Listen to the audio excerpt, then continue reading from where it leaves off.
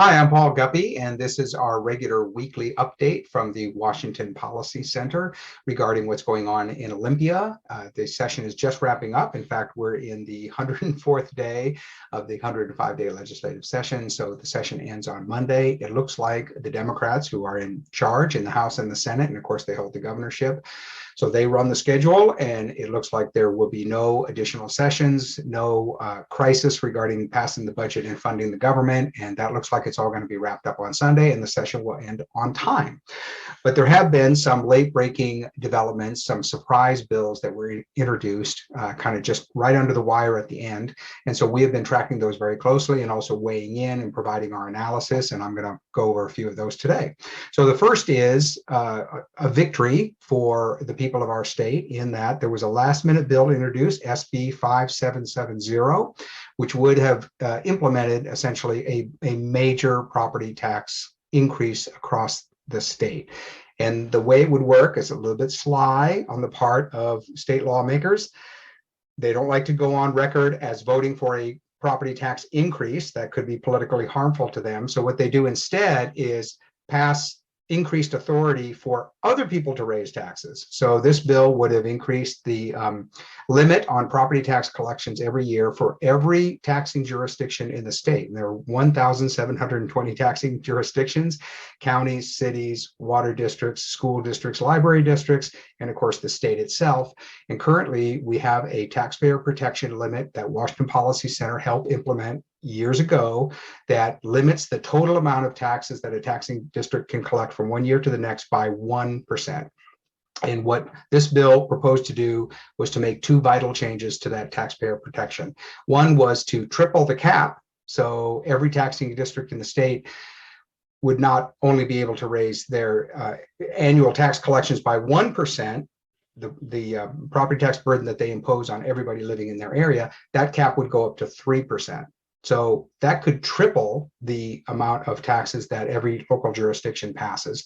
This is multiplied, but because of course, as we all know, every house, every business is located inside several taxing districts. Here in Seattle, where I live, there are 10 taxing districts imposed on every single property. The Port of Seattle, there's a library district, of course, there's the school district, the state, the county, and so on. So it adds up fast. This bill would have increased that limit, as I say, from 1% to 3%. The other kind of sneaky thing that was buried down in this bill is that it changed the definition of inflation for purposes of calculating the increase in taxes from the consumer price index to the implicit price deflator, IPD. This is a technical thing that only financial and economic people know about, or policy analysts like us at the Washington Policy Center, but the implicit price deflator, which is announced by the federal government, is higher generally than the consumer price index. So this is the measure of inflation that policymakers will be able to use to calculate tax increases in the future. The good news, we have an overall estimate of this in the first 2 years. This would have been a tax increase of about $1.8 billion on the people of our state, going to $12 billion over 10 years, because percentage increases are cumulative. So the faster the incentive percentage increase goes up, the more it accumulates over years. It's compounding interest. So the good news, as I said, is that Senator Peterson, Democrat from Seattle, told Center Square Media that, quote, the bill would not advance this year. And Senator Mike Padden, Republican from Spokane, said, we ought to be looking at tax cuts and reforms, tax relief, and we should also be looking at ways to keep seniors from being taxed out of their homes. And the reason I cite those two statements is they show the philosophical difference between the two parties. Senator Pedersen, great for him to say that the bill is not going to advance this year, but you see that there's a hint there that he's basically implying that they're going to come back next year. So this is why Washington Policy Center is putting this issue on our list to track through the remainder of this calendar year. And then as we get into the 2024 session, we will be seeing whether this is going to be introduced again.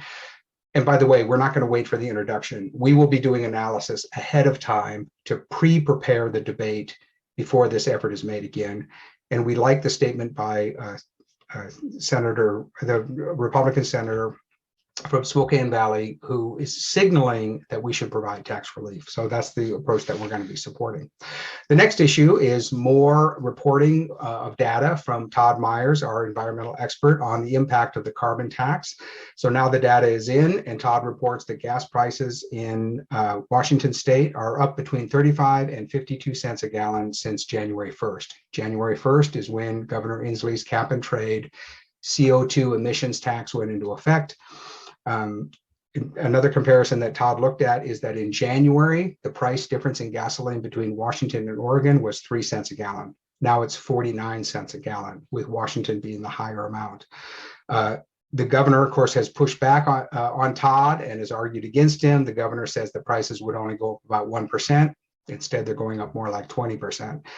In fact, we have a first-person report of a commentator who posted on our site, mentioned that in his local station, he didn't mention where, but the station where he keeps track down the street, the gasoline price has gone from $3.50 on January 1st to $4.20 today. So that's an anecdotal report of a 20% increase in the price of gasoline in the last 3 or 4 months, purely because of the new tax that Governor Inslee put into place. What bothers us about it is the kind of dishonesty where the governor's office continues to deny that it's going to have a major impact on energy prices, and we're just reporting market data that shows that that's not the case.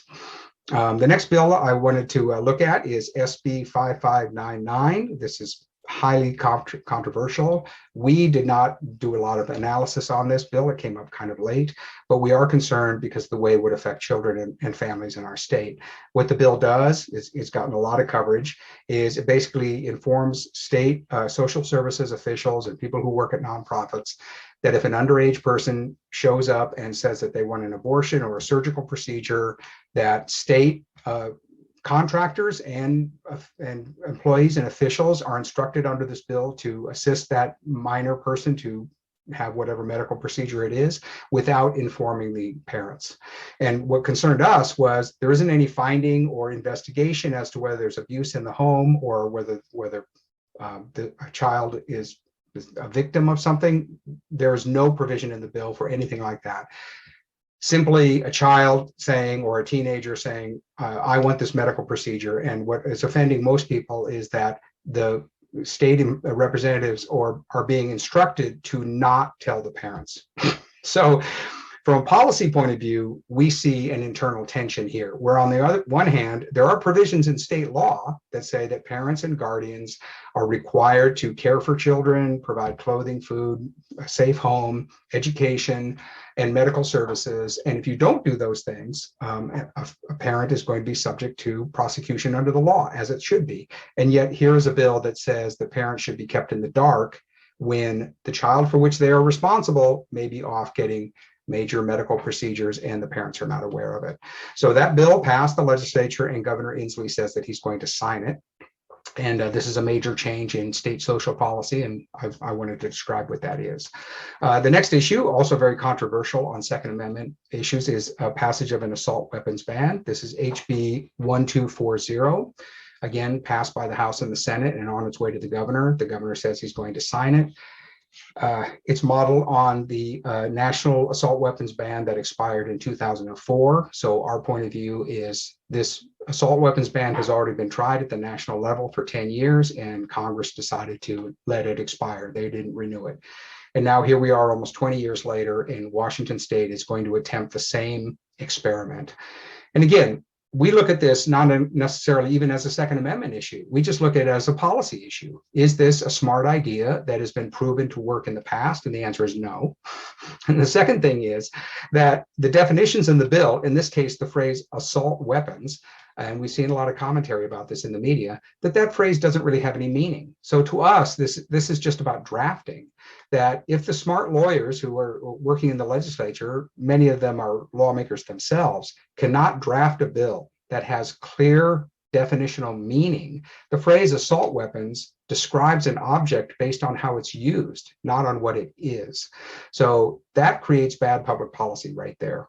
The second thing is that this clearly violates Supreme Court rules regarding the Second Amendment. There have been cases in Chicago and in Washington DC that make it very clear that people have a right to own a certain type of firearms.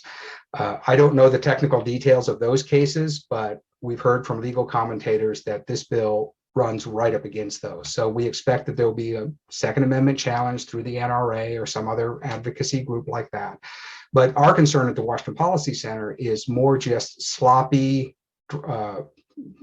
policy ideas, throwing out kind of a hot button issue, gun control.